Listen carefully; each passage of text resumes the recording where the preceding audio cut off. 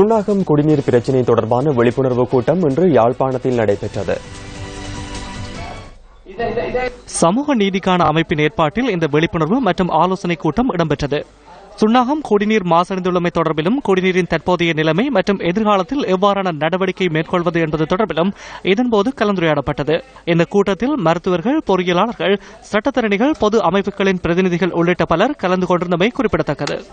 நிபுணர் குழு என்று கூறப்பட்ட குழுவினருக்கு சுகாதார அமைச்சினால் 30 கிணறுகள் தொடர்பாக மேற்கொள்ளப்பட்ட ஆய்வுகள், அதைத் தொடர்ந்து அரசாங்க பகுப்பாய்வாளர் திணைக்களத்தினால் வெளிப்படுத்தப்பட்ட அறிக்கை, அதை நாங்கள் நிபுணர் குழுவுக்கு அறிவித்திருந்தோம். அப்படி இருந்தும் அதை முழுதாக இருட்டடிப்பு செய்து அவர்கள் இந்த நிபுணர் குழு என்று சொல்லப்படுகிற குழு அறிக்கை வெளியிட்டிருக்கிறது. இந்த 5 கிணறுகளில் நீர்வளங்கள் வடிகால் அமைப்பு சபையினால் செய்யப்பட்ட ஆய்வில் அதிகளவு ஈயம் இருந்ததாக தெரிவித்திருக்கிறார்கள். இந்த பகுதியில் நிலத்தில் அதிகளவு பாரலோகம் ஈயம் காணப்படுவதாக தெரிவித்திருக்கிறார்.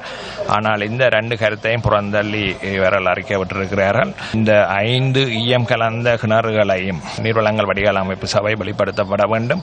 அதைத் தொடர்ந்து அந்த பகுதியில் உள்ள மக்களின் குருதியில் இந்த ஈயத்தின் அளவானது பரிசோதிக்கப்படுவதன் மூலமாக உண்மையில் நச்சுத்தன்மை ஏற்பட்டு விட்டதா இல்லையா என்பதை நாங்கள் தெளிவாக அறிந்து கொள்ள முடியும். ஏனைய, அதாவது உண்மையாக மக்களுக்கு ஏற்பட்ட பாதிப்பு, அதாவது இந்த எண்ணெய் கழிவு மற்றும் பாரலோகம், அவற்றை மறைப்பதற்காக, அதாவது இந்த நிறுவனம், அதை ஏற்படுத்திய நிறுவனம் நட்டஈடு வழங்காமல் இருப்பதற்காக செய்யப்படும் ஒரு நாடகமாக நான் அதை கருதுகிறேன். தங்களுக்கு இருக்கிற பிரச்சனைகளுக்கு தீர்வு வர மட்டும் போராட்டத்தை தொடர்ந்து நடத்துவோம் என்ற தீர்மானம் எடுக்கப்பட்டது.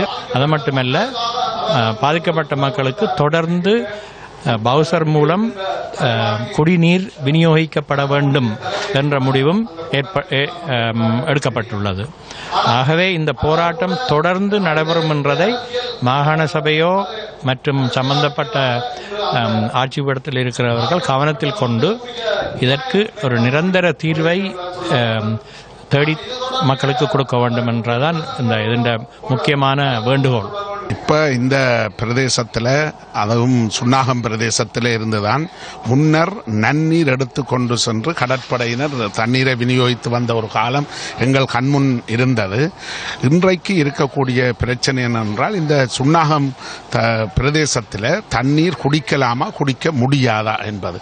எனவே இங்கு இருக்கின்ற அந்த வாட்டர் சப்ளை போர்ட், அதாவது தேசிய நீர் வடிகால் சபை, இதை ஒவ்வொரு முறையும் பரிசோதித்து தண்ணி குடிக்க முடியுமா குடிக்க முடியாதா என்பதை அவர்கள் வெளிப்படுத்த வேண்டும். இந்த தண்ணீரை பற்றி அக்கறையுடன் எங்களுடைய மாகாண சபை, மத்திய அரசாங்கம் பொறுப்படுத்தி நடவடிக்கை எடுக்க வேண்டும். அவ்வாறு செய்ய தவறினால் தண்ணீர் இல்லாமல் மக்கள் வாழ முடியாது. இது ஒரு அரசியலாக்காமல் உண்மையான மக்களுடைய பிரச்சனையாக கருதி தீர்க்க வேண்டும் என்பதுதான் எங்களுடைய கோரிக்கை.